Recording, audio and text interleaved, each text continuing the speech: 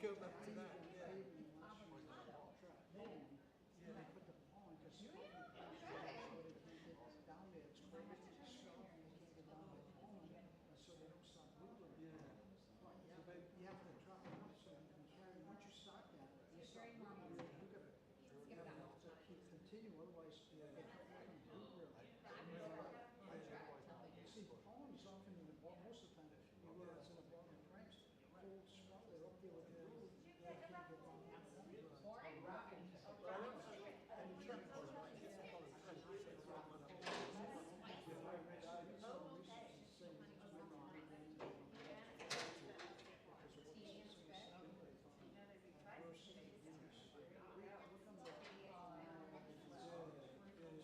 So you recommend getting a pollen catcher? Because I know we did that with that my hive when we first started. It was amazing how much you got. Stacks of shit. I took 90 pounds of pollen. I put twice a week at close it. It's different. I just 10 drops of it. The stuff comes up with all sorts of different colours. Yeah. How are you? You remember Jack? Do you, Jack? Dr. Bell. Last one. Not wood or not wood. This is not tell The Egyptian built something. those are colors. There you go. All right, let's see what they have. Find the older tickets. Yeah. It's live, so it's not there he is. Good to see you. See, so some people, instead of having plastic in the middle of the frames, they have just wax. And when you do that, you can cut it, right? So this would normally be this way, right? It's alive, I hope. It We is. would I'm be a able to live do mouse. this with plastic container in the middle. Yeah. This is the size up to a human. Yeah, this is a scale. If the actual to a bee, this is in relation, yeah. Yeah. Imagine if this little might check it on a bee. That's a burrow mic. Very nice. The size proportional to started a playing human with than 3D it printers. is to a bee. Uh-huh. Really? Would you like to have that want to stuck print. to your back? Stuck on Can't your get back. off. It's the size. Like your That's hands. fine. Fine. So this is not like home, but if we didn't have plastic in the middle, we could. Simon's. This is our second I've been to year. his house many times because taking care of the hives that Ken I had do, Dr. Bill. through the years. Yeah.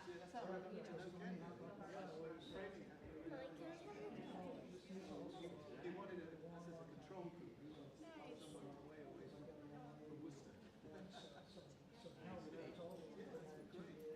John's good. I've been John's great. He couldn't make it. Oh, wonderful. No, I'm very lucky. Yeah, Bill Walter. He's been so good to us.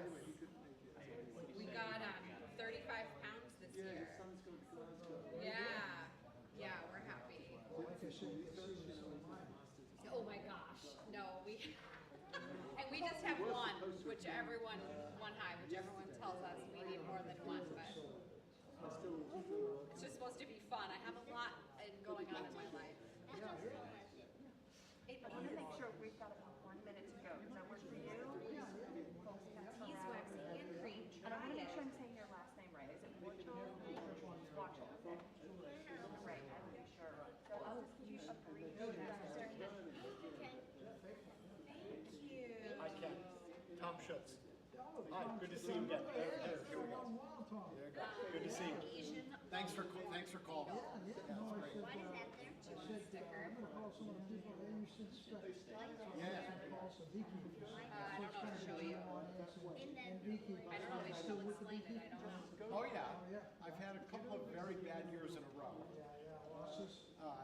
Well, I've had really some challenges.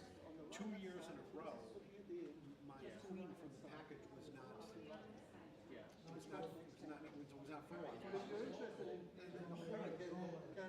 then you get like you start the whole year behind. 2 years ago. Test. Well, the last time I talked to you is when that was 2 years ago. I had the ensconcement. The bush. came over here. I have an idea about that, by the way. I think, so that was a hijack queen. You know, Test. It's usually one or two fingers.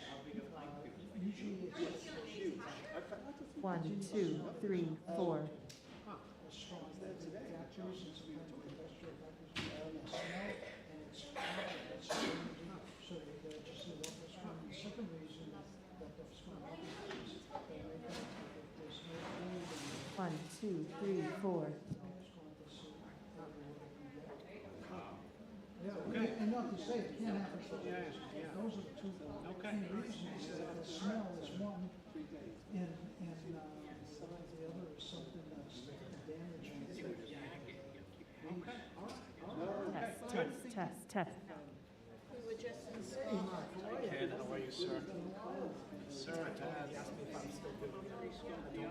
I was just gonna say, we were just in Scotland, and by the forage, they had a honey farm there, we just put it up to the forage, just like that. Sad to say they had a little bit of whiskey with it. They had whiskey with it too.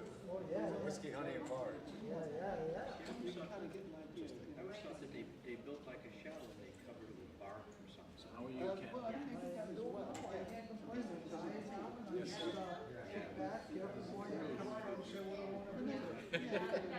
Fantastic.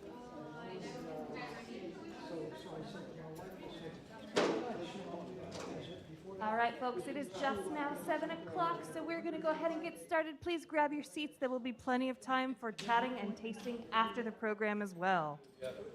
Nice to see you.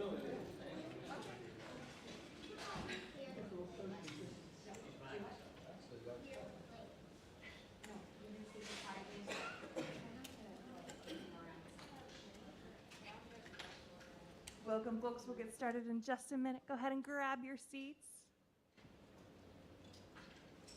All right, hello. My name is Lara Villamot. I am the head of Outreach and Community Experience here at the Framingham Public Library.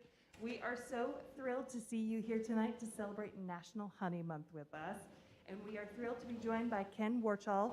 He is the program director of the Worcester County Beekeepers Association, and he is here tonight to celebrate September with us, talk a little bit about beekeeping, honey production, and if you haven't had the chance, taste a few of those honeys from around the world and talk about some of his very interesting things over here. Welcome to you here in the room and to you here at home. If you know of anybody who has not been able to attend tonight, this program is being recorded, so send them to the Framingham Library YouTube channel, and they will be able to watch it after the fact as well. We also want to draw your attention to a couple other great programs we have going on this month. In the back, we have some flyers. Please feel free to grab some. Some highlights include Campfire Tales, and I'm totally blanking.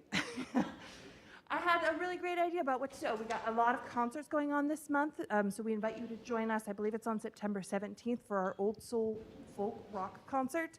And we also have our newsletter in the back if you don't receive the email copies, so you can see a full list of what we have going on. And with that, I would like to welcome Ken. Thanks so much for joining us.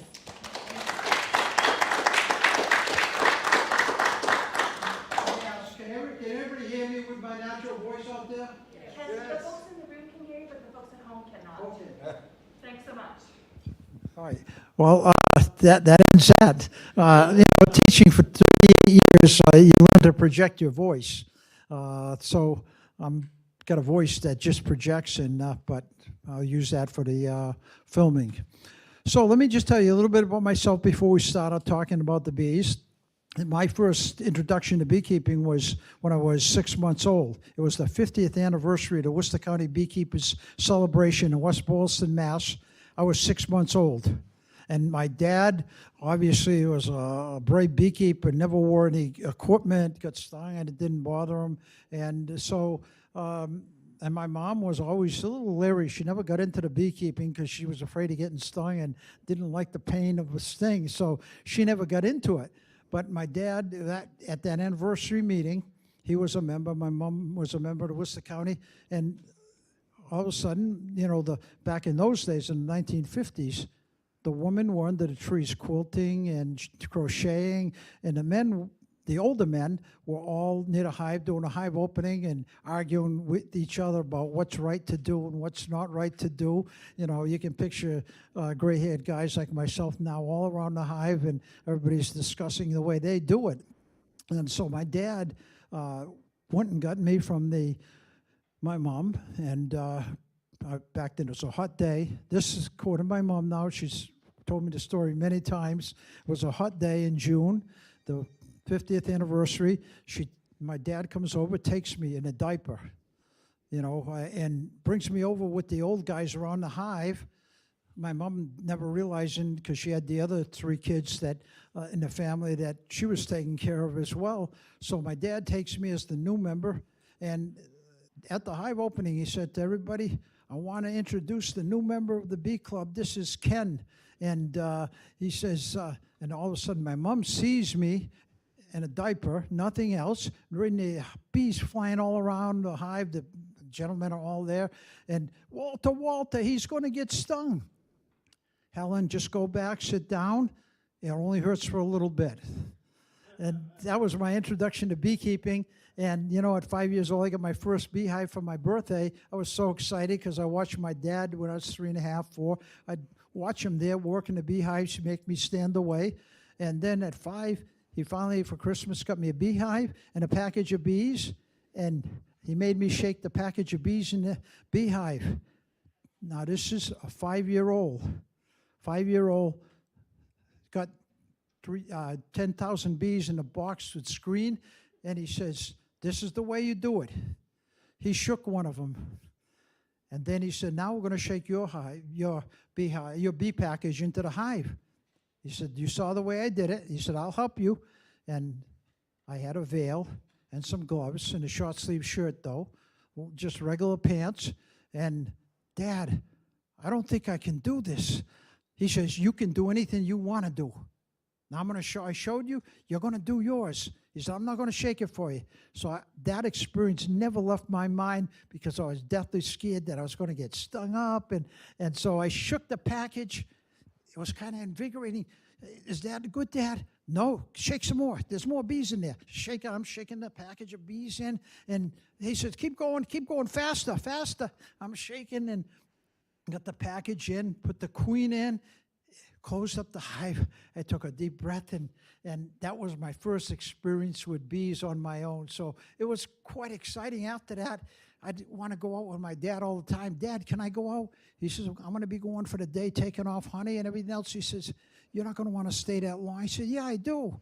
So I got the opportunity whenever I wanted. My dad was out there with his 50 hives, and he worked as well at General Motors, so he only could keep 50 hives.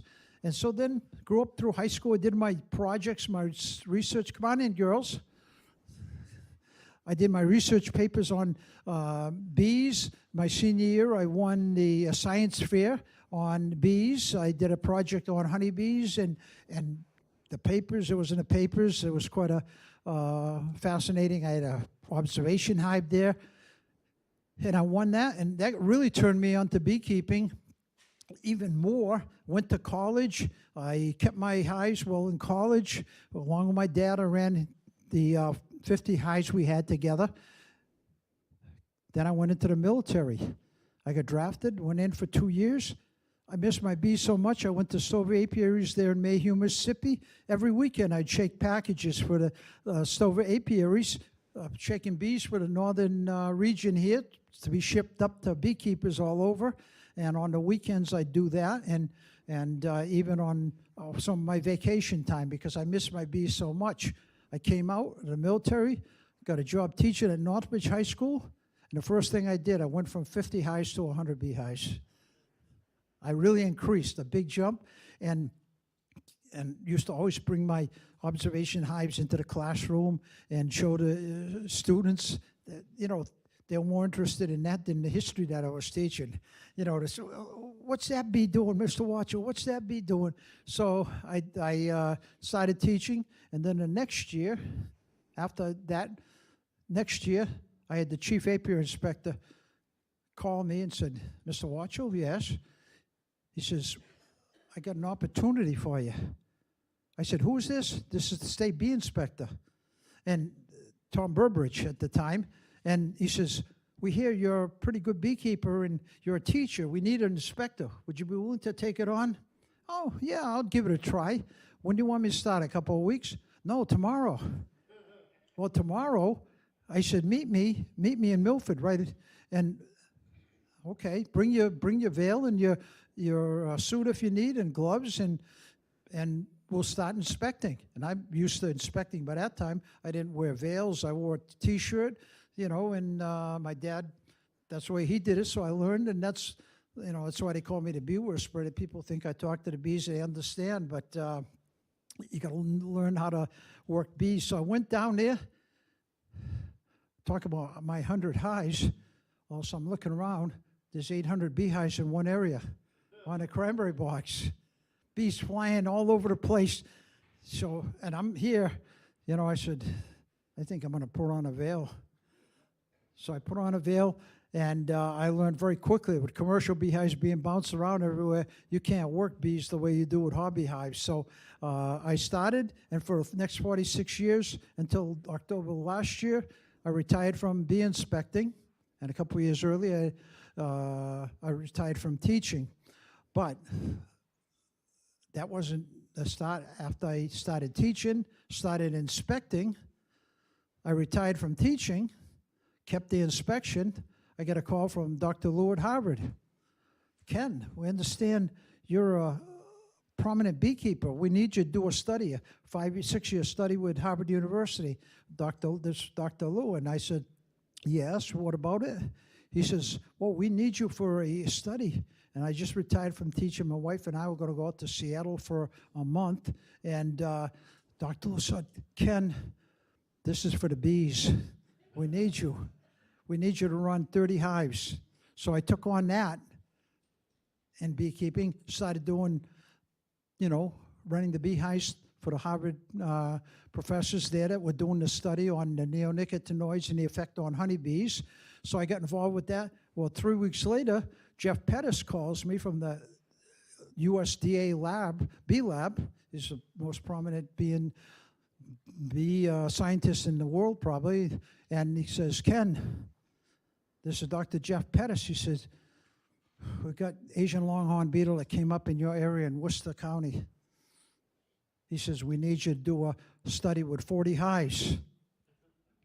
I said, Jeff, Dr. Lou called me 2 weeks ago. I still haven't given him an answer. And I said, my wife and I were going to go out. He says, how soon would you have to start? He said, now. We're going to bring up 40 hives. We're going to put 20 in Framingham, 20 in Worcester, and see the effect of this new pesticides that they're going to inject the trees with, and see the effect on honeybees over 4 years. And so I hadn't even told my wife yet that our travel plans are going to have to be changed. So I said one night, I said, Deb, sit down. You want a cup of tea and honey and lemon? She said, what's wrong? What's wrong? I said, you know how we were going to go out to see Lindsay for a month? She said, yeah. When are we going? I said, well, I took on a study with Harvard and with the USDA. And then, well, how long? I said, 5 years. And so she said, no, I know how you love bees. Go ahead, go with both studies. And so for the next 6 years, I was occupied there. Then back in 2015, I finished up with the studies and retired from teaching. Last year, I retired as state bee inspector. So now I get up in the morning, have a cup of tea, say, what do I want to do today? There's 3 days a week I still have to devote to my bees because I've got 131 hives right now, and that keeps me more than busy. And especially this year, the honey was immense in the spring and early summer before things shut down, and with the heat and the drought. And like you say, nature controls. You can do everything you want, but when nature takes over, it's going to control the bees, it's going to control you and what you want to do. So the hobby, I've been with it all my life, both from practical beekeeping and working with scientists on researching honeybees. So I've seen the lab part of it. I went to Harvard. That's the first time I saw an electron microscope. Never seen electron in all of high school. And so I went there and looking at things under an electron microscope, it opened my world. And so I've had fun in life, and like I said, retired. Now I can kick back and do some talks. I've been, from 2015 to 2019, 122 libraries that I've been at all across the state, and some in Rhode Island, Connecticut, but mostly Massachusetts, talking to the public. Because as most of you know, and I'm going to gear, I know some of you are beekeepers and know this, but we have general folks in here too that are not beekeepers, so I want to address a little bit to this. For those that don't know, the honeybees are in a very dangerous time. We don't know how they're going to fare. Many of the bee scientists out there are trying to find out, and obviously three things, they come to a conclusion kind of what's going on there with the bee world. Talking with Jeff Pettis, I spent a lot of time talking with him. He's world-renowned. He's head of the Appomondia World Bee Conference, and he said, Ken, three things.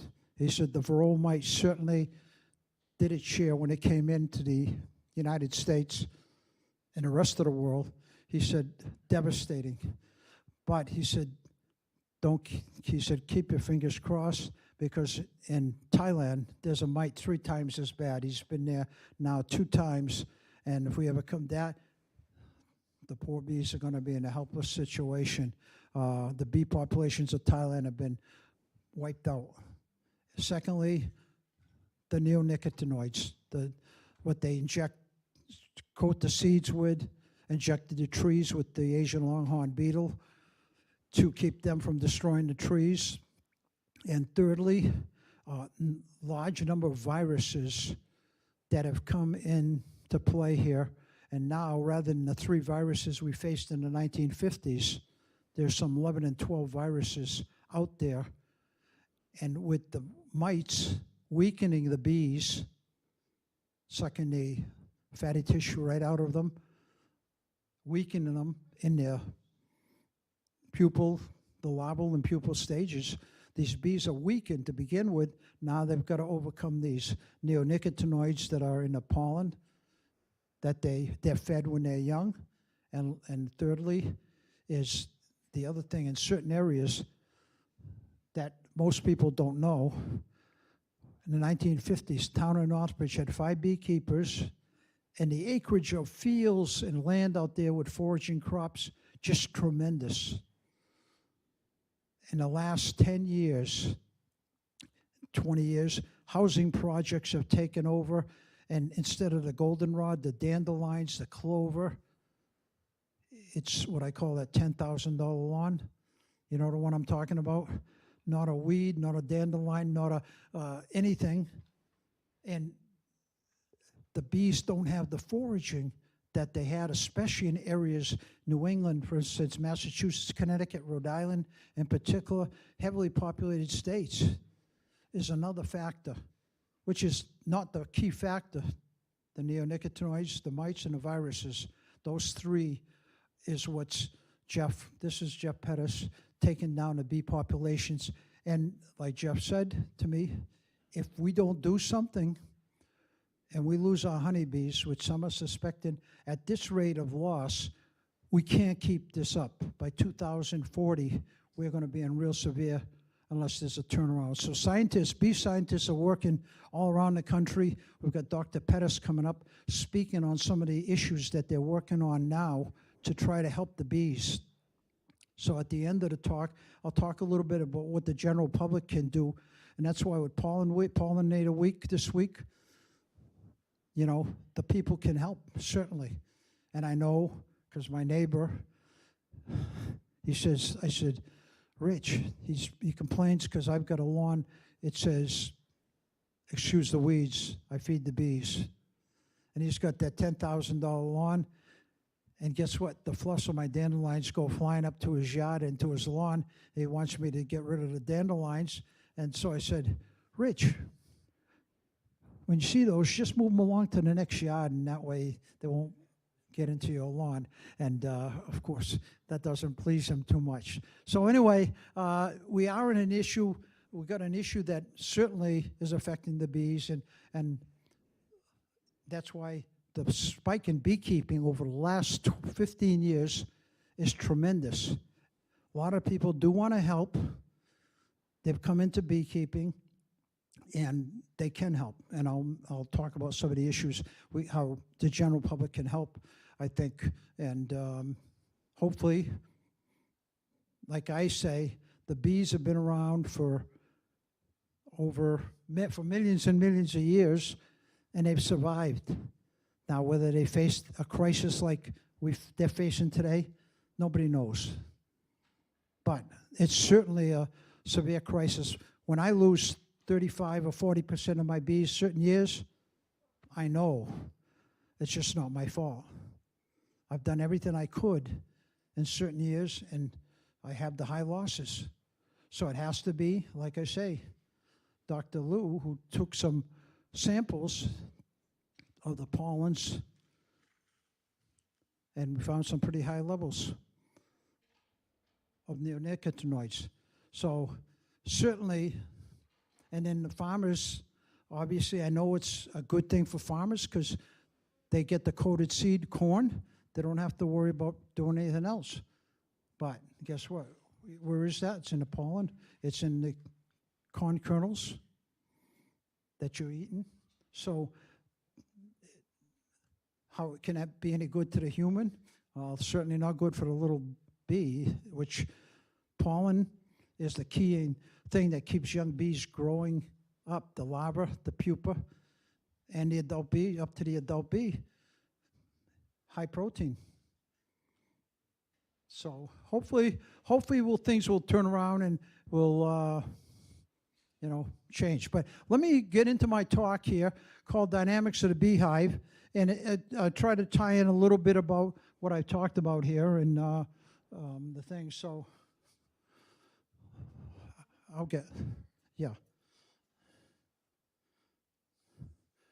Obviously, you can see I've been with beekeeping a long, long time. Here you can see me at the parting of the seas with Moses.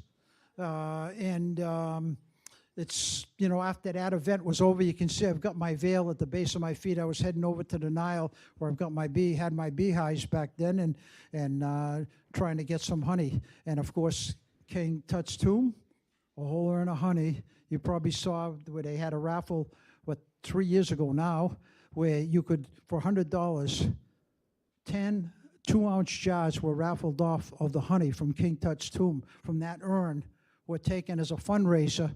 And I did put in $100, and obviously there were thousands of people. Jeff told me thousands that put into that raffle, but 10 beekeepers from throughout the world got a 2-ounce jar, King Tut's honey. They've analyzed it as lotus from the Nile, lotus honey.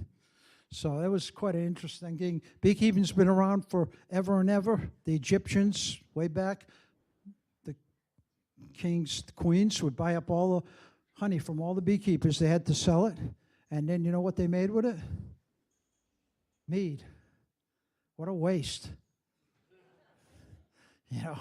Valuable honey that's delicious and turn it into mead. So anyway, I keep forgetting here, I don't have the... But anyway, here I am at 5 years old, my first hive, with my dad, who was my mentor and taught me everything I know about beekeeping. So hopefully, my daughters are learning from me as we go along. By the way, I'm sixth generation. My daughter's a 7th generation. But when you open a beehive, most of the beekeepers here know, lifelike. But when the people here that are the general public probably don't know, but bees live in colonies with as much as 100,000 bees. They thrive and have always thrived. And they've come into spells. In 1920s, it was lead arsenic that was affecting the honeybees, but nowhere near like what we're being affected. Like now, my grandfather and my dad said nowhere near. My dad had born here, and then at the age of 12, he went back to Poland, and they remained there until 1947. We came over to this country, but they've always kept bees. He kept them with his grandfather. So if you look in there, and all of a sudden you see these little eyes looking up at you. Imagine 60,000, 80,000 bees, each with those two little eyes looking up at you. And most people would freak out if you weren't a beekeeper, didn't know better. But you know what? As long as you're calm, gentle, I find that you can work the bees. And I think most beekeepers, at first, they're fearful. But you get used to it. And you find out bees, honeybees are pretty docile, with the exception of the Africanized strain. They are very gentle. The European honeybee can work. And most of the beekeepers here have seen me at bee meetings. No veil, no suit, no gloves. And I work them gently. I give them a little smoke. This is called a bee smoker. All you need is a little one. But most of us have bigger ones just in case. Because the bees could erupt at any time if you do something wrong. Crushed a bunch of bees all at once, and the defense mechanism sets in. They will sting, but of course they die when they sting. So honeybees are a little less likely, unlike yellow jacket, which can sting 4 or 5 times repeatedly before they end up with not enough venom to sting anymore for a while. And so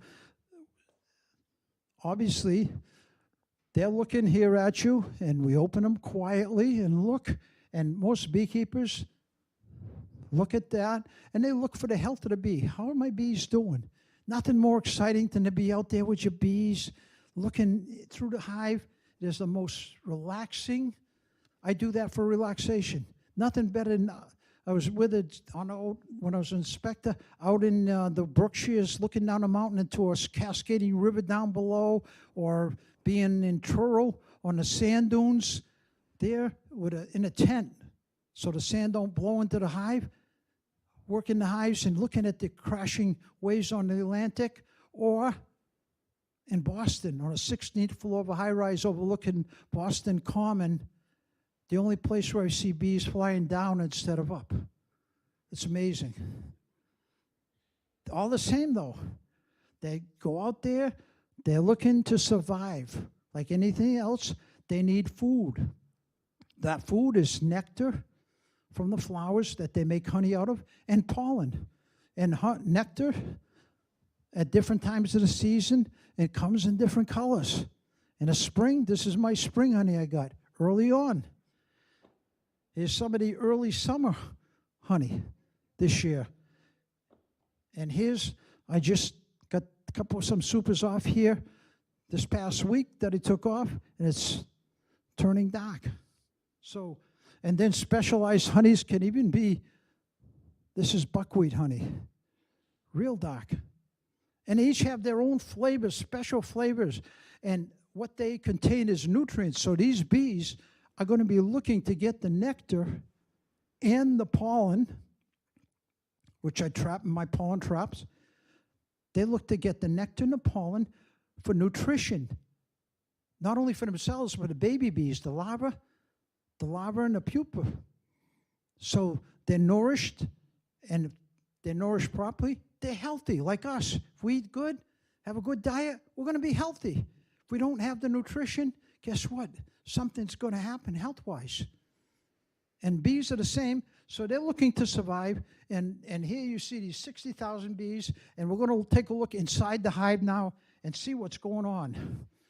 And I just put this in here because bees are up here in the Northeast now. We're talking about our region, so I geared this talk to our region. Come January, and part of the Harvard study, Dr. Callahan and myself, we had to shake all the bees in each hive in the end of November, beginning of December, for the scientific study we were doing. We had to shake all the bees off into a box, weigh each cluster, and then shake them back in. And you know what? They survived. But they're at their smallest in January, and then they start building up. The queen starts laying at first 300-400 eggs a day. to 800 eggs a day. And by its peak in May and June, that queen is laying 12 to 1,500 eggs a day. You'll see this in here as we go through it. But guess what? They build up for what purpose? They want a strong hive by May and June, because you know what else happens? The peak flow of the flowers up here in the Northeast, all the berries, all the fruit, the peaches, the pears, the plums, the apricots, are all giving off nectar and pollen. And maple trees early on. And then as the summer goes on, different plants are giving off. And each of those plants is giving off different nutrients to the nectar and to the pollen. And so those nutrients are nourishing the bees. And that's why it's important for us as beekeepers, now with less and less areas for the bees to go to, we have to make sure that they're getting that nutrition. So I want to read you just this quick little passage. It's the most beautiful passage, I think, that I've ever come across about bees. It's bees in the garden and honey in the larder. Go to your fields and your garden, and you shall learn that it is the pleasure of the bees to gather the honey of the flower. But it is also the pleasure of the flower to yield its honey to the bee. For to the bee a flower is a fountain of life, and to the flower a bee is a messenger of love. And to both the bee and the flower, the giving and the receiving of pleasure is a need and an ecstasy. So be it in your pleasures, like the flowers and the bees. And you know what? Bees and flowers survived for millions of years without man. Didn't need man. But now they need us more than ever, because the wild bees aren't surviving.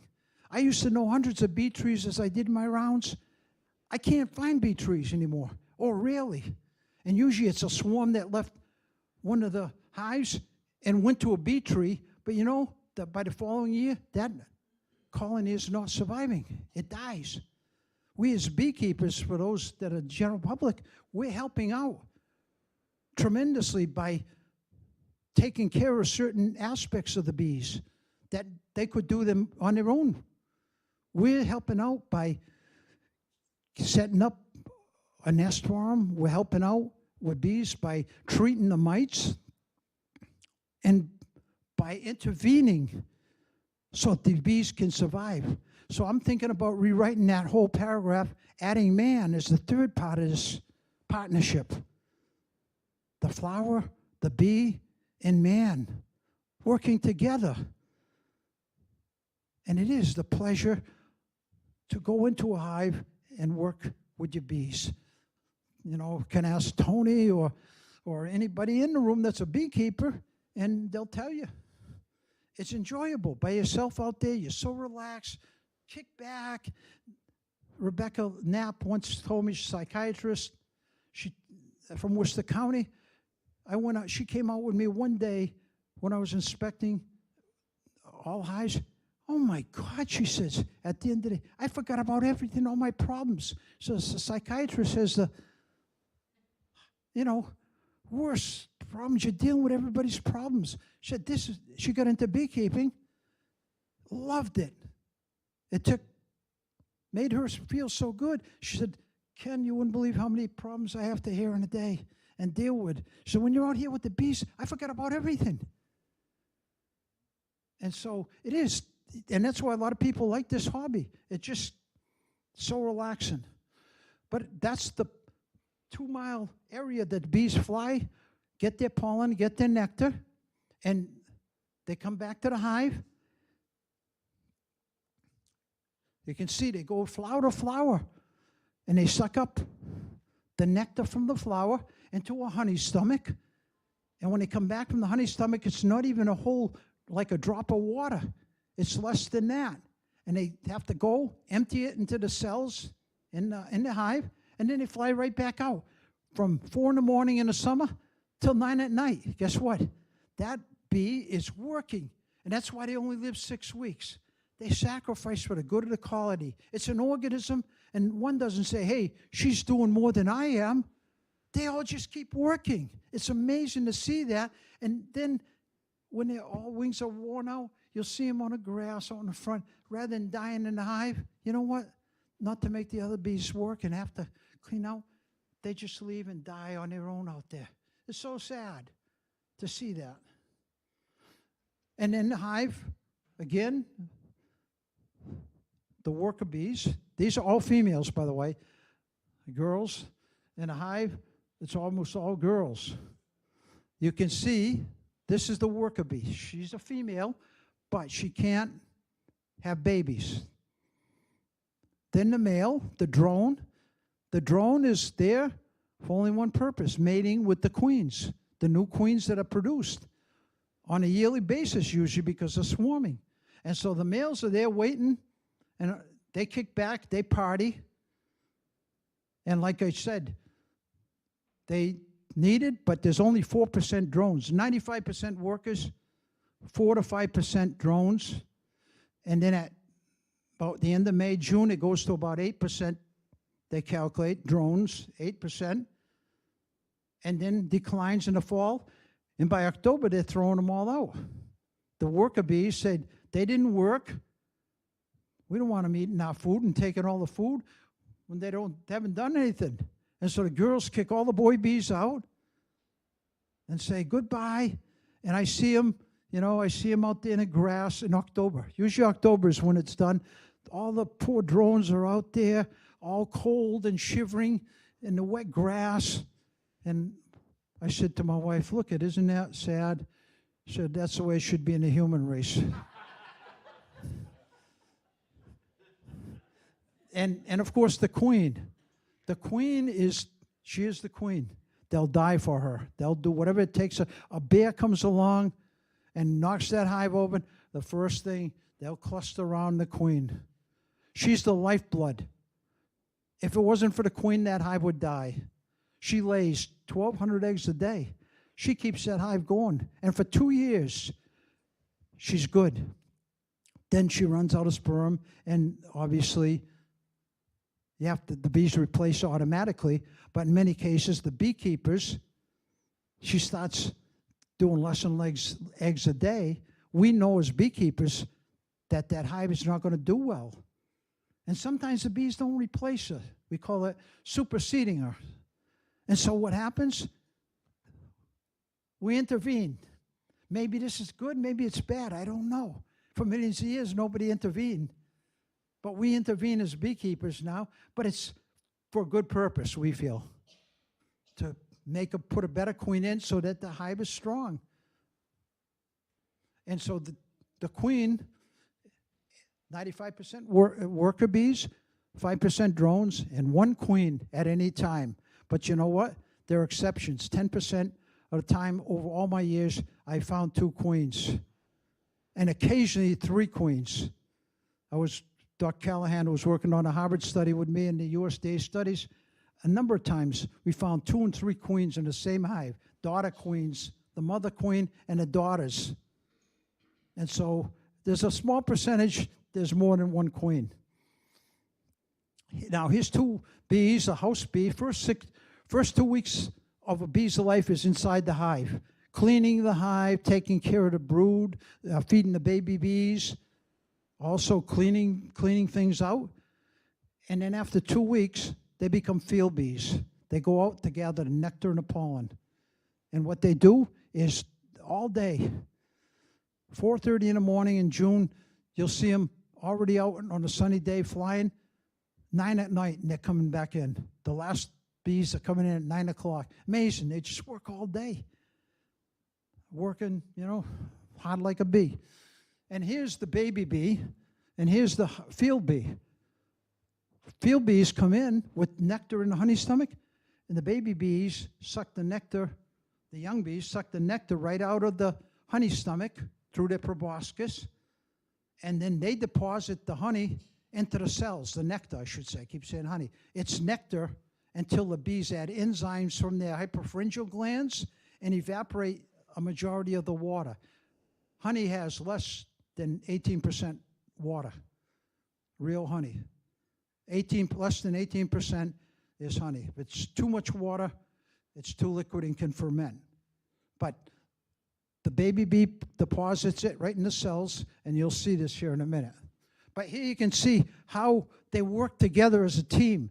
The baby bees and the adult bees working as a team. Here's the guard bees. Just before they head out for the last few days before they become field bees, they become guard bees. They got a little gland here called the Mazanoff gland. And you'll see this. There's guard bees, and they're fanning. Every bee in that hive has a scent. They all smell the same from the queen. She spreads this pheromone, they call it.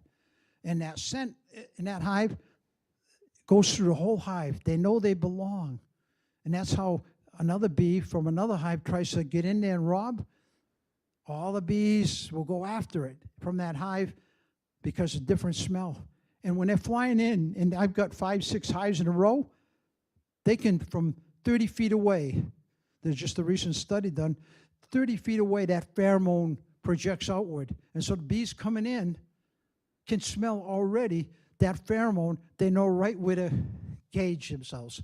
They're pretty good navigators. They can go 2, 3 miles and find their way back in relation to the sun. So then they're great navigators. May be able to just fly out there, go to a nectar field. The bees do dances also. This is all going in the hive at once. Some of them, they come back from the field, and there's a field of goldenrod. They do this waggle dance, like this. That tells them there's a nectar source out there. And then with a figure 8 dance, that gives them the direction to fly in and how far. Amazing communication. Dances of various types. So they are not, you can't say intelligence because the brain, but there's over millions of years. They've learned. And of course, the house cleaning bee, the little young bees just hatched out after an hour or two. They start right away cleaning out dead larvae. They clean the hive, polish the cells up. They go to work right away. I love watching a young baby bee hatching out of the cell. And you see water gathering bees. We now know, Tom Seeley study several years ago, we never knew. There's a whole group of bees, when they first become field bees, they're water gatherers. Like now with this dry weather we had, I never thought about it before Tom came up with this. Obviously, every living creature needs water. So to nurse the young bees, the nurse bees that still aren't field bees, and the baby bees need water. Where do they get it from? Well, it's water gatherers. Their job is to bring water back so the baby bees, the adult bees, the young field bees can have water. And the interesting thing, when the temperature, Tom's study, when the temperature rises, they use the water and that's why there's so many bees on your bird baths. Tom's study, they take the droplets, put them on the frames, and then they fan. And obviously, what does that do? Brings the temperature. They keep, when there's baby bees hatching in that hive, they keep it at 93. In the dead of winter, say in January, they started their young baby bees raising them. They bring the temperature up very slowly over the course of a week. It's about a week from 65 to 93, and then the queen starts laying. I can't keep my house at 68 and a 20-degree temperature. My life depended on it. Here, these little baby bees are keeping temperature at 93. Isn't that amazing? Think that a little insect can do that. So these are the guard bees, the water gathering bees here, bringing water back. And by the way, everybody's getting complaints. You don't know how many calls I got. Ken, my neighbors are complaining. My bees are all around this swimming pool. What can you do to stop it? I said, nothing. You can't. Once they start, there's nothing you can do. I don't know how many beekeepers this year with that dearth we've had. There's no water in the streams. A lot of them, the swamps have dried out. They couldn't get water. They're on a swimming pool. I had one issue right there in South Grafton. The guy said, he said, can you do anything? I said, no, the only thing I'd have to do is move these bees out of here 2 miles away.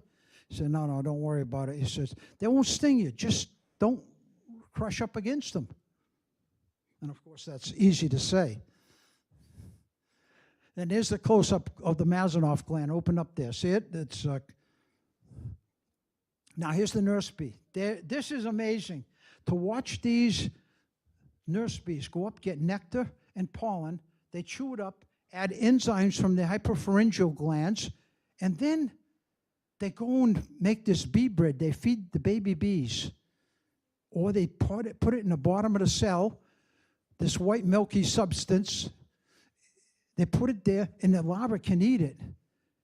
And for 7 days, these baby bees start saying, feed me, feed me, feed me, every 4 hours.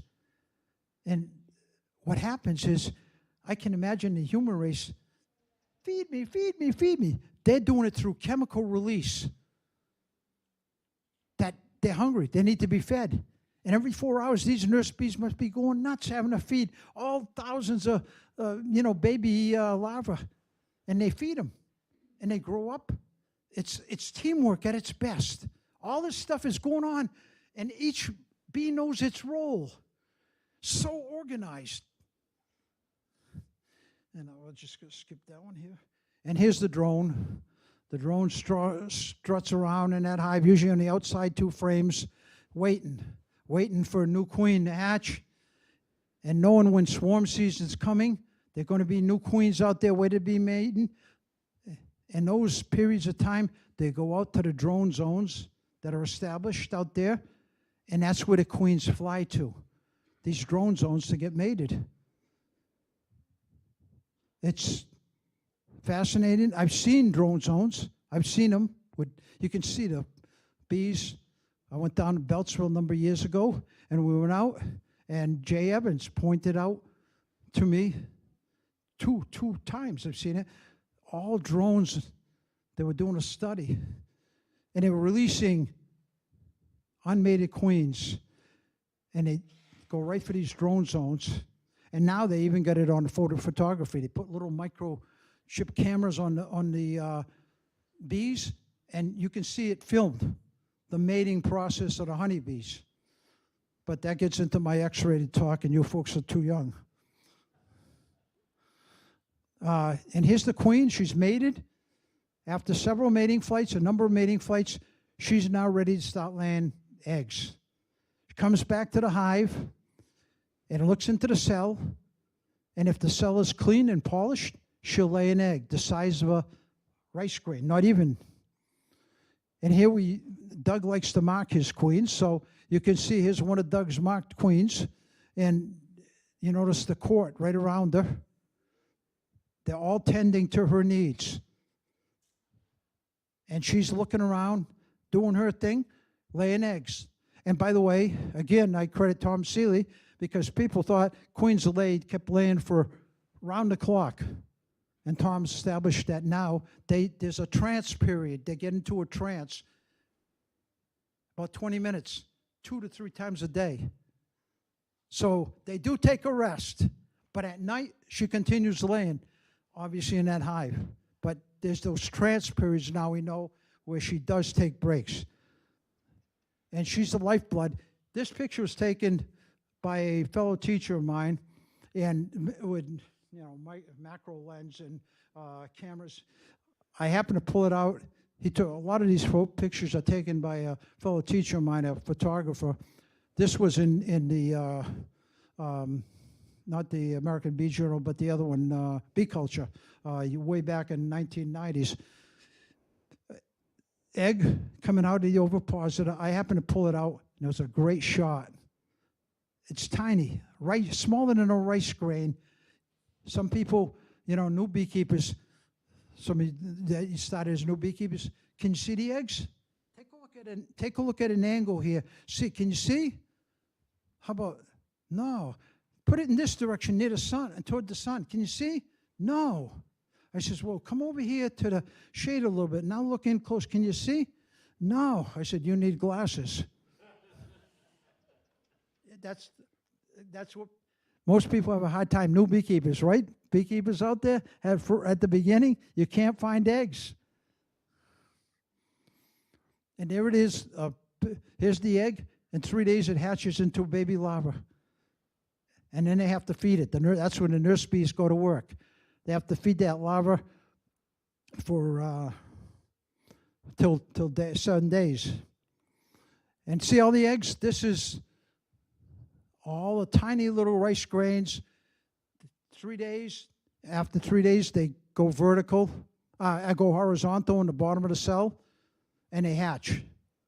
And that's when the nurse bees feed them the brood food, which combines, like I said, very potent, because they grow up in a quick period of time, but it's high protein.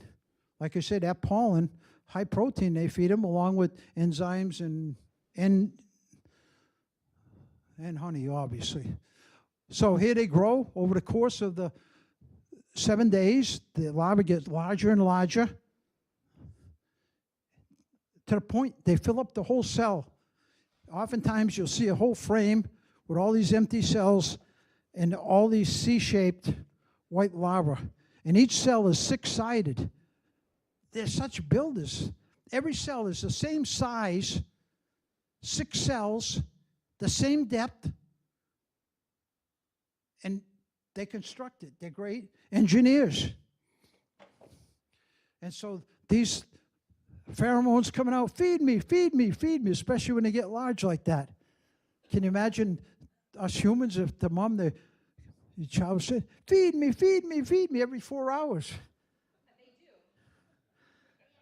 Oh. And here's, they cap it over. They cap it over after 7 days, and it turns into a pupa. And in 21 days, all of a sudden, this little baby bee starts chewing its way out of the cell. Again, the USDA study, Dr. Cal and Jeff Pettis and I, we timed the amount of time it takes from the first little puncture, 35 minutes before it emerges. It works hard, chewing away in circles. Then at the end, with its legs, trying to push up, pull out of the cell, and they struggle. And so when the bees like this, with you new beekeepers, I might have done to some of you, new beekeepers, I love to do this. I said, new beekeeper wants their hive, everything be right. So I see a little puncture. What's wrong? What's wrong? Ken, what's wrong? Shh, I don't want to do any brain damage. I take a little tweezers. I pull away the cappings. Well, what's wrong? I pull away the cappings. And of course, then the little bee comes out. And I say, it's a girl. And they say, how'd you know? How do you know? It's a worker bee. Oh, that's right.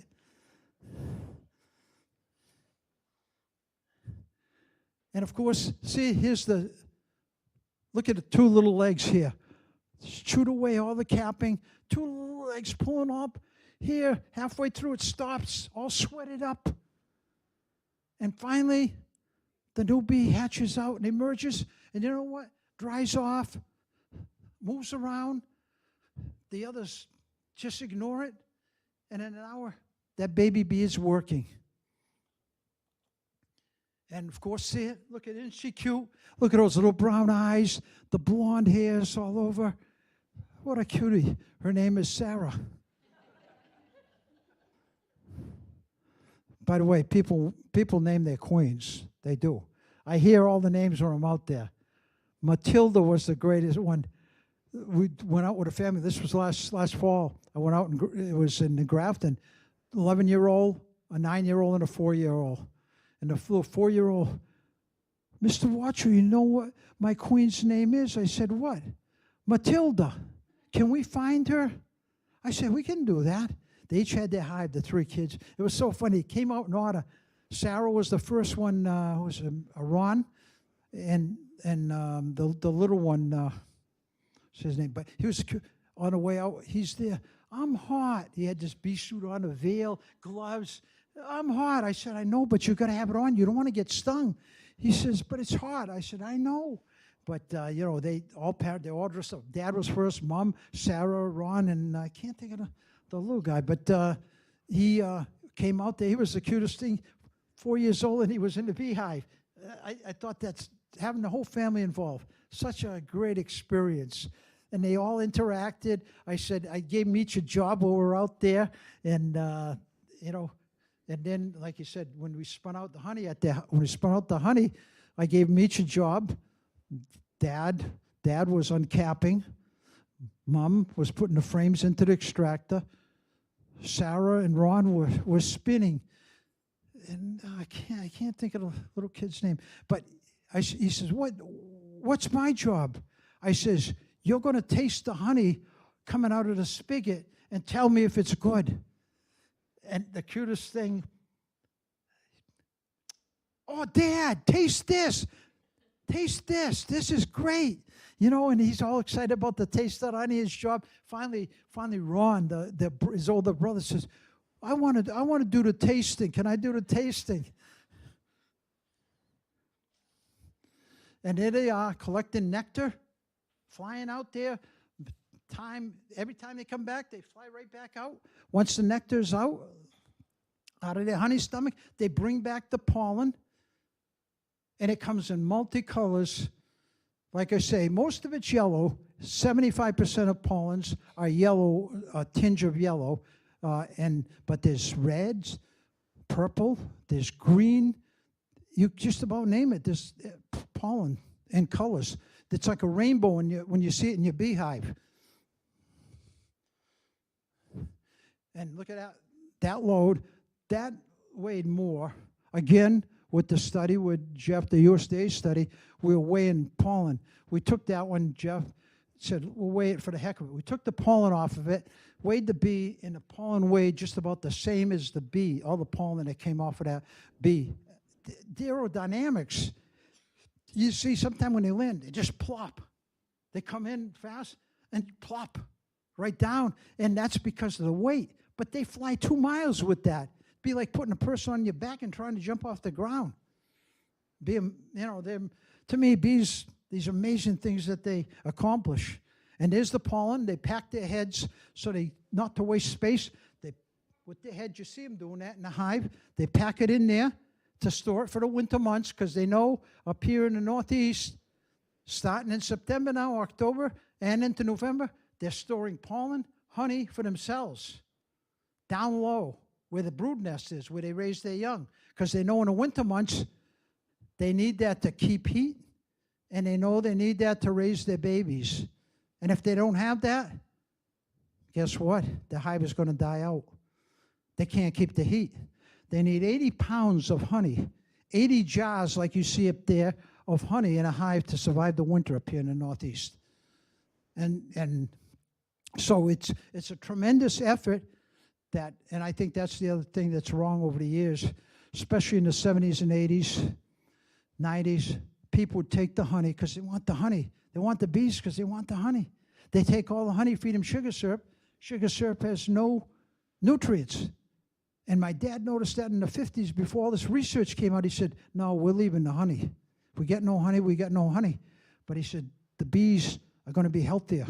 He was right. I've noticed that. So by leaving the honey and feeding them honey, I think that's the other big problem for years and years, 70s, 80s. Well, we'll just take the honey, give them sugar syrup, thinking it's the same, but it's not.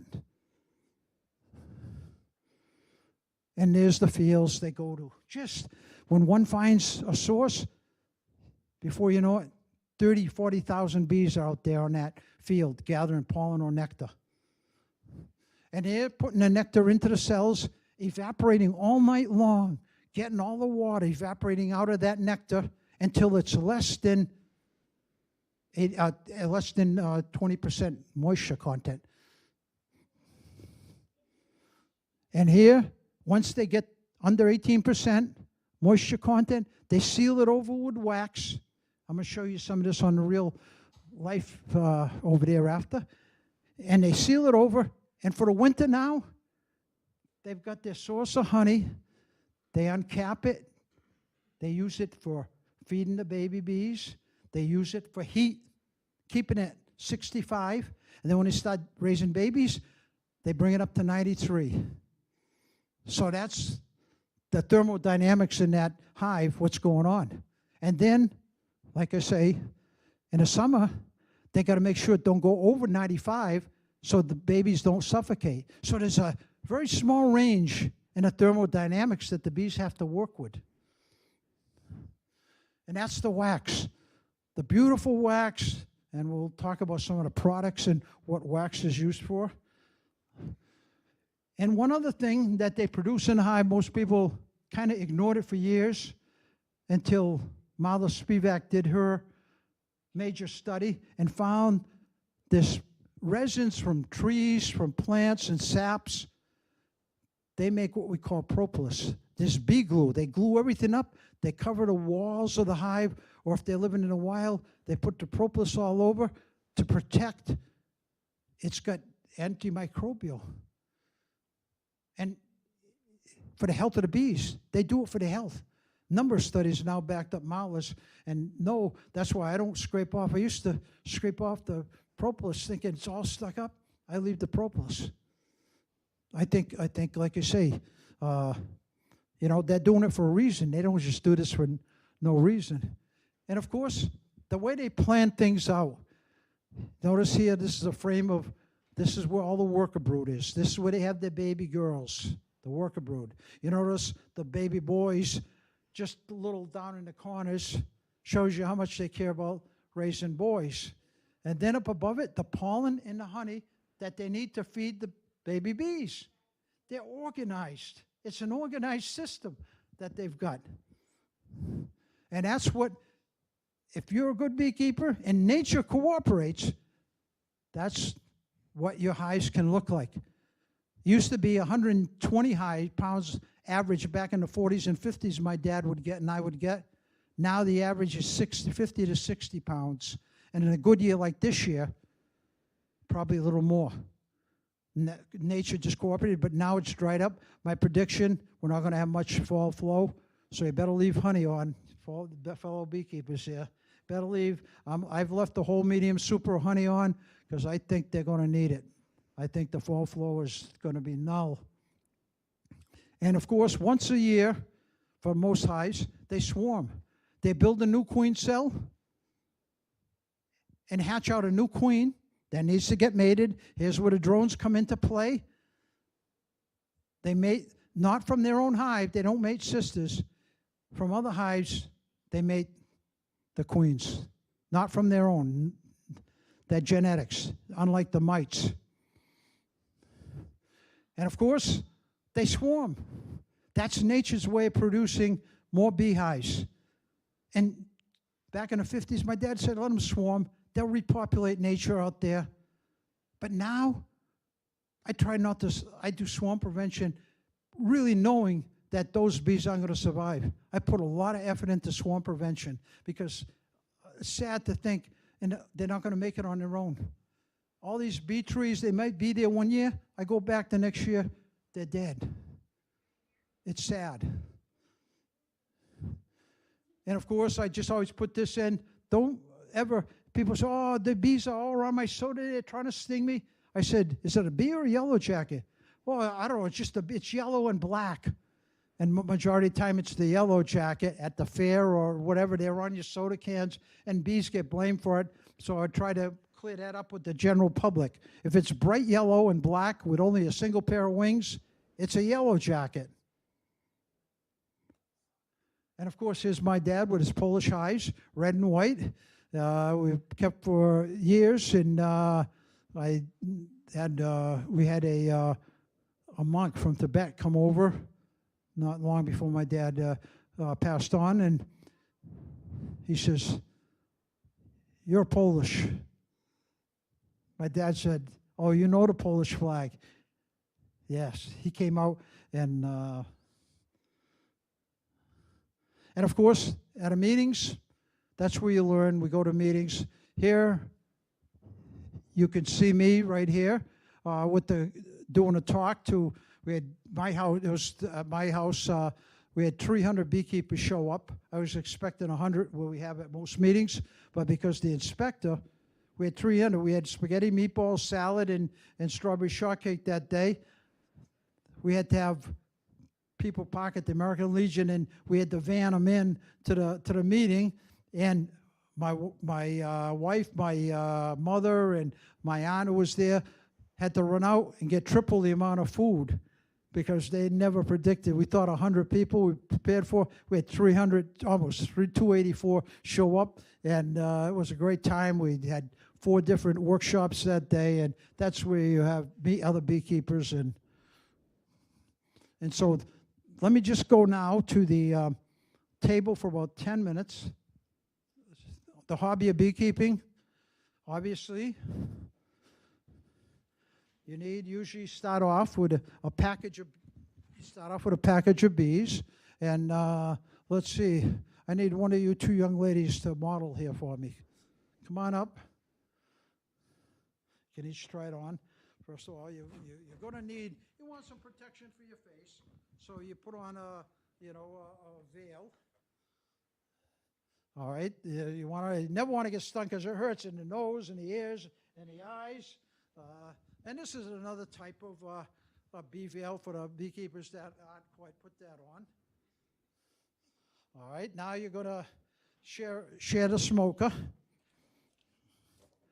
Okay, you need a smoker. You always want to get a smoker, have a smoker going, because sometimes the bees get riled up. You might bounce something off them a little too much. So go ahead and pump that smoke. Smoke comes out. Yeah, a little faster, faster, faster, faster. All right, go ahead, try it.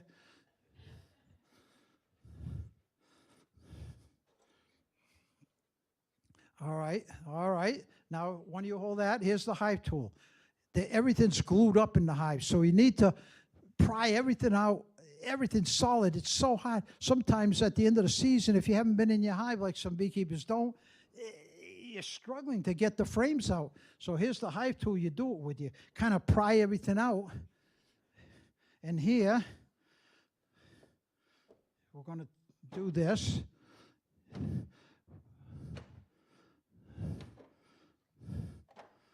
Now you're going to, all right, this is the frame of honey. All right, you hold it. Okay. Now, both of you got to look for the queen. See if you can see the queen anywhere on the frame. Make sure that you don't kill the queen by taking the honey. Yeah. Now you're going to, if you don't see the queen, now you're going to hold both ends like this, one with one hand, one with the other. Go ahead, hold it with your hands. Okay, smoke the bees off them a little. Smoke the bees off. All right, now brush the rest of the bees out, off of the hive. Yeah, okay, get the bees all off. All right, now you're going to give them a good shake. Give it a good shake. Okay, now you're going to take that back to the honey house over here. This is the uncapping knife.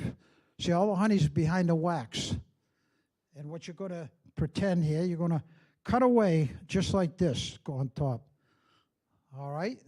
So here, you pretend you're cutting the cappings. You get that wax. It's like a thin layer, pretend. There you go, yeah. Boy, they learn fast. Okay, now you got this, the honey out. Now you're going to put this in the extractor. So we put it into a big barrel like. And now what you're going to do, why don't you right here spin the extractor. And it's going to spin around. The honey's going to shoot right out. Go ahead, spin it like this. You got to do it fast. You got to do it fast, real fast. Yeah, real fast. You got to do it for 5 minutes. 5 minutes. No, you're going to keep going. Another 2 minutes. Keep going, keep going. Okay, now the honey's all spun out. Now the honey's all spun out. It's going to come out of the spigot, and what's going to happen is you're going to be able to taste 20 different honeys back here. Okay, so that's how you get honey out. Okay, how about a hand for these girls?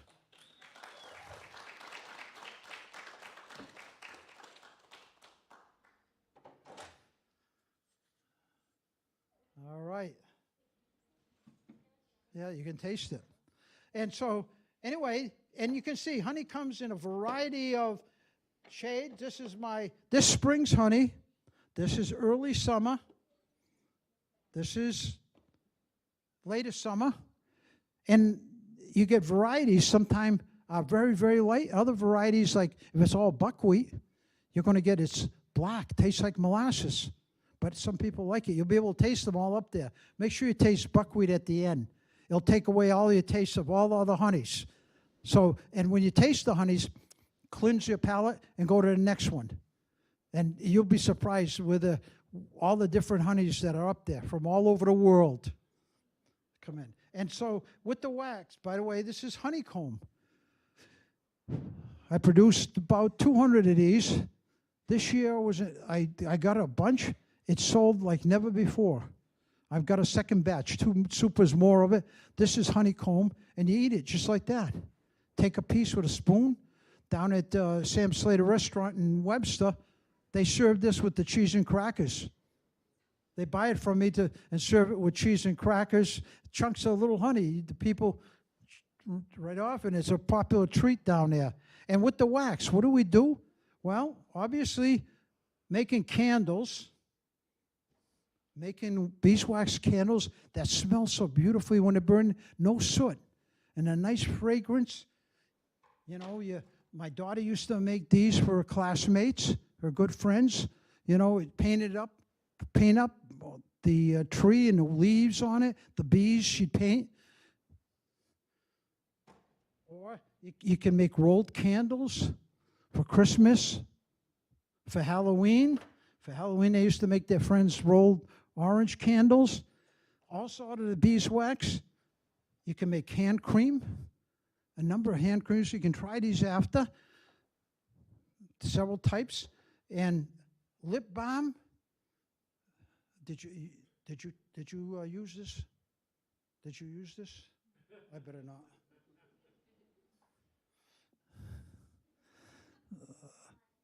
Soap.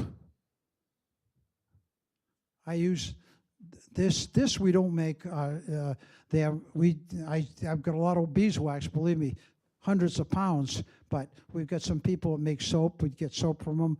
Hand cream, lip balm, and then of course there's this. I did a number of years ago. My wife was gone. I was melting wax. I was looking around for something to make a wax candle. We had the little guppy in the TV, and I see the fishbowl, my wife's guppy. So I put the guppy in a honey jar, put some water in. I took the bowl and made this candle. I poured it in and made it. My wife didn't even notice that the guppy bowl was gone until I came out and I said, "Look, Deb, I made, where'd you get the honey bowl? Where'd you get the, guppy bowl?" I says, "Well, it was on the TV. I put the guppy in a little honey jar. It likes it." And she said, "How are you going to get it out?" And I said, "With a hammer." "You're going to buy me another one." Yeah. And of course, you can cook with honey or make all kind of products. Apple, honey butter, just delicious. Raspberry, honey jam. Here's a new mix one of my buddies tried. Mead jelly. He puts it on his toast in the morning, gives him a good kick. Mead jelly. It's excellent. Excellent. Matter of fact, I'll put some up there after. I'll put one of my jars of mead jelly up there so you can try it too. And of course, now, a trend right now, as you know, is mead making and beer making. I've got 2 meaderies and 2 beer places that buy my honey.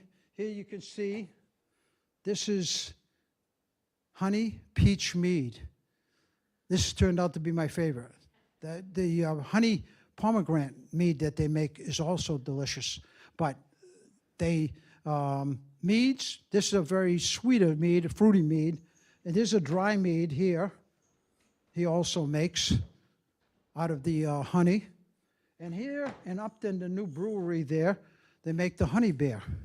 Been buying quite a bit. It's a new brewery down in Upton, Mass, and they producing the honey beer, which is excellent, as well as Wormtown up in Worcester that uses my honey for beer making. And of course, you got pollen. My track buddies, my college track buddies and I always go out every couple of months together. We get together since college. We've been doing that. And where was it? We were at, before O'Connor's closed, O'Connor's restaurant. Everybody said it was I'm beat. I'm heading out. I'm going home. I said, guys, it's only 9 o'clock. I'm just ready to party. What are you on? I said, I'm on pollen. And I got now Kurt and Mike who's using the pollen. I take a little bit of this about 5, 6 o'clock. You know what? I used to notice falling ready to fall asleep at 10 o'clock, 9, 10 o'clock. The high energy. Matter of fact, Kurt, first time I gave it to him, I gave him each some jars. Kurt took 2 big tablespoons of this. He said, Ken, I was like this all night. I couldn't sleep. He was kicking. I said, how much you take? He said, 2 tablespoons. I said, no. All I take is maybe half a teaspoon. I take about 3 times a week. And of course, I've always taken the honey, a tablespoon of honey in the morning. I take, my dad taught me and made all of us in the family take a tablespoon of honey every morning, and for health purposes. So all of that, and like I say, you can see here, which if you work good as a beekeeper and nature cooperates, you can get, this year I got some more than I've gotten in 20 years. It's been amazing, the spring flow. I got some pictures on my phone here, 7 of those boxes on top of the 2 brood nests. Just a tremendous year and early, but I think it's going to shut down for the fall. I'm sad to say, and of course you can trap your own pollen, which also, so you can trap your own pollen, your own honey you got, you can make mead, you can bake with it, you know, and try it. Just a number of years ago, I shared this story because, and I'll finish it kind of in to take a few questions. A number of years ago, we had guests over, so my wife made the dinner, chicken with pistachio apricot honey stuffing, and she served her sweet potatoes with honey, and so everybody's raving. So now my turn. I made the dessert. I took fresh strawberries, cut them up, put some water in, and then I soaked a little bit, and then I soaked them in this light honey all day. Let them soak in the light honey all day. Then my turn came. I made a honey biscuit, baked honey biscuit with honey, put it down. I had the strawberries that were soaked, put it over the biscuit, whipped cream, fresh whipped cream, and then I took the dark honey and drizzled it all over the cream. And then I took some pollen, and I had early maple pollen, and I sprinkled it all over the dark honey. And then with Jeff, and not Jeff Pettis, but I had another one of my track buddies actually, and took the, oh my God, what a plethora of taste. And I'm getting a raise for my dessert. I think my wife was a little jealous. So anyway, the hobby of beekeeping is great. You can, make so many things. So even if the wife or the kids aren't interested in the bees, guess what? There's such an array of hobbies to do. And the whole family can get involved. And back in the 50s, when I was the only little 5-year-old, 6-year-old with the old guys, all white hair. Like I said, Charlie, this is the way I do it. Harry, you're wrong. This is the way it should be done. Everybody argued about, now it's more with so much scientific knowledge. There's still opinion, but a lot of it, these stories don't hold up. But anyway, it was fun. The old guys would argue out there, and I remember as a 5, Sonny, you better stand aside, because I'm 8 years old on, my dad didn't let me wear a veil. You better stand back, Sonny. Till when I think it was 9 or 10, I did a hive opening for the club. No veil, went up, showing people everything in the hive and telling about it. After that, I remember some of you might know Warren Richardson or Phil Pike, the old timers then. After that, it was, Ken, come right up to the front where you can see. I got a whole new respect for from these old guys that, you know, were the experts. So I'm one of those old guys now, and I love it when the kids come out and work in the beehive, and I show them, and they're so fascinated by it. And my classes, the study period, instead of a study period, I did bee talks and honey tasting. You know that drew their attention. Can I taste more honey, Mr. Watchell? So I'd have like 4 or 5 jars there, and kids still to this day, you still do your honey? I'm retired. But I see them all on Facebook. They see me in the restaurants, and that's what they remember about the beekeeping that I did and exposed them to. So with that, hopefully, like I say, I put out this a couple of years back, a history of beekeeping in Worcester County in the state of Massachusetts, and it's history at $12 available. You can get it online through the Worcester County Beekeepers. By the way, Doug there is the president of the Worcester County in the back. Raise your hand there, Doug, so beekeepers know. And with that, let me take a few questions, and we're going to go back. I want everybody to taste and tell me their favorite. You taste 5, 6, taste 10. Take a new stick for each honey taste. Just talking in basket, I have plenty of the wooden honey sticks. Some of them you got to go down a ways for, and like the prairie sage and the avocado honey, kiwi honey. You can get it all where they have thousands or hundreds of acres of a crop. You get a specialized honey. Or in Walm Lake, I get the Clethra, sweet pepper bush honey. There's 1,000 acres at Walm Lake State Park in Douglas. You can get one crop. Dandelions early in the spring when nothing else is flowing, you can get dandelion honey around here. Down in Quarry Hill in Uxbridge, there's 80, 100 acres of dandelions. When the dandelions flow in a given year, I get dandelion honey. So you can get special, but around here it's more wildflower. It's a mix of everything because we don't have it unless you're in the cranberry bogs where you get a couple 1,000 acres of cranberries. Then you can get cranberry honey down there.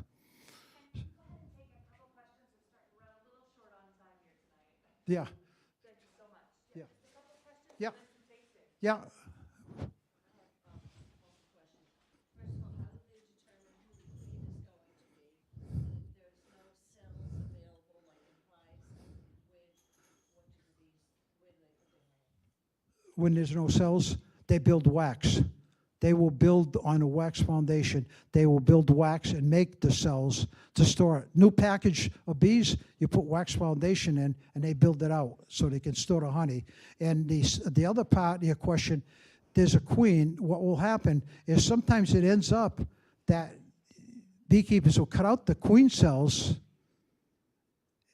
hoping, but the queen swarms, and sometimes you leave them. So then you'll realize very quickly you don't have eggs after a certain period. You'll know the hive has no queens. Plus, they're restless. There's no pheromone that holds them all as a unit, and they run scatterbrain around the hive. I can tell nowadays. I can tell when there's a queen, pretty much like that. But if there's no queen, most of the time they can replace it. But some of it. Well, what happens, what produces a queen is they give her royal jelly. They feed her higher concentration of pollen and nectar, honey, and then add a few more enzymes from the hypopharyngeal glands, and that determines, and they feed her this richer diet so her female organs can develop and she can get impregnated on a mating flight. Because a queen that isn't mated can't only have drones. She becomes a drone layer. And without having girls, guess what? The boys do no work. The hive just collapses. So I say to my wife, I says, what happened over nature over millions of years? Now men have to work. And she says, yeah, right. But yes, one more. What's your version of raw honey? Raw honey? Raw honey is this. It can't be heated over 95. In other words, a lot of people decrystallize honey. That's not raw honey anymore. And then the other aspect of it, the honey, it has to be filtered in a filter that allows the pollen grains. In this honey, you don't see it, but the tiny, tiny pollen grains. That's how, when they analyze honey, they can tell where it's from, what area, and whether it's local honey, because it'll tell the pollens. If it's got palmetto pollen from palmetto palm, they know it's from Florida or Georgia. If it's dandelion pollen, the majority, and both studies we did, we analyzed the pollen in the honey and in the pollen, and we knew what the major pollens. I could tell you in the spring what the major pollens are. I can tell you what this middle of summer, the end of the summer. And in our area, I can tell you every major pollen because of the studies we had to analyze all that. Yes, go ahead. Also, I would tell you, my doctor told me that if, which I do have breathing problems, you should use raw honey because it has the pollen in it and it helps you. Right. You don't want it heated overnight. That's why if you're drinking tea, you don't get any benefit. Yeah, because 212 boiling water of tea, it destroys all the value of the honey.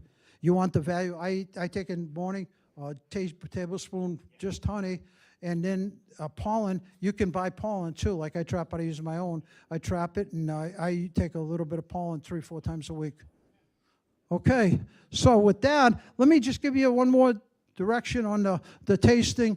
Just take a different stick for each honey and dip it in, and hold on to get another one and throw them in a basket on each side, and let me know which one and we're going to have a little raffle. Can we do that right now? Yes, before I we was just break about up? to ask. I think I missed Now, folks coming the in. first winner is going to have a choice. Hold on just a minute, Ken. I missed We got a few two. folks coming in. If you did not get a raffle ticket, can you raise your hand and I'll give you one now?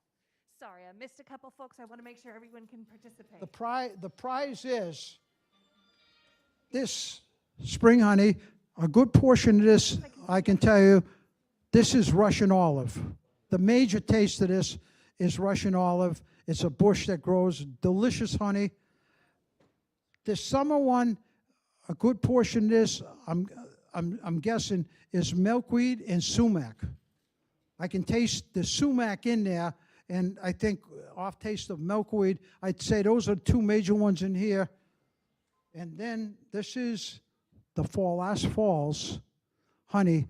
This is going to be Japanese knotweed, and we didn't get much goldenrod because it was a dearth. But at the very end, we got some of this dark honey, and of course, this was Japanese knotweed. You see it growing in bushes. So you can choose. We'll have two drawings, two people. You can have your choice. First person drawn has their choice.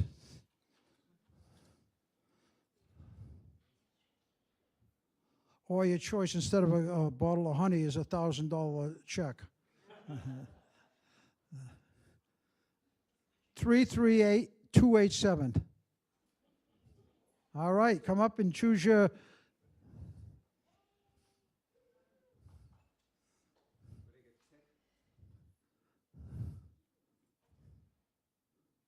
Well, I used to have tastings, but that was stopped because alcohol, you're not supposed to do it at public places. Matter of fact, at a senior center, I used to put it in little paper cups.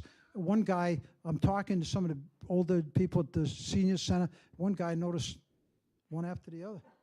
Finally, I said to the director, I said, you better get him off because, it is 15% alcohol.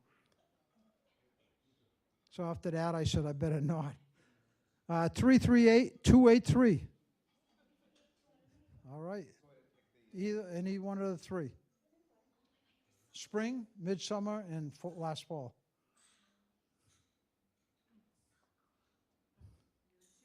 No, I'm going to give it to him. You won't have a choice, the only thing. No, not the buckwheat. That's midsummer, and the dark one is fall. Yeah, it's a bolder taste, a stronger taste.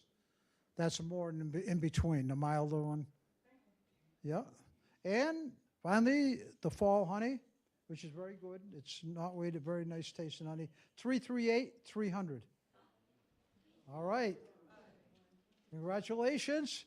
And thank you for listening, and hopefully you learned a little bit. And if the beekeepers have any questions, you can ask me. And if I don't know, then Doug will know it. He's back there. He's been keeping bees. I've mentored him for years now. And Bill, Tony here. Matter of fact, I got Balla. Anybody know Christine Balla? She needs a mentor. I need all the senior beekeepers in Framingham. If you don't mind me giving names, anybody want to? Thank you so much, Ken. Thank you everyone for being here tonight. I do just You want to wanna? mention the library does close at I'll give 9. her your So we've name got to half an contact hour then. for tasting, running to the restroom, grabbing your final books. Thank you so much for joining us tonight. Thank you. Talk about how the general public can really help with. Oh, yeah. General public, planting pollinator-friendly plants. When there's a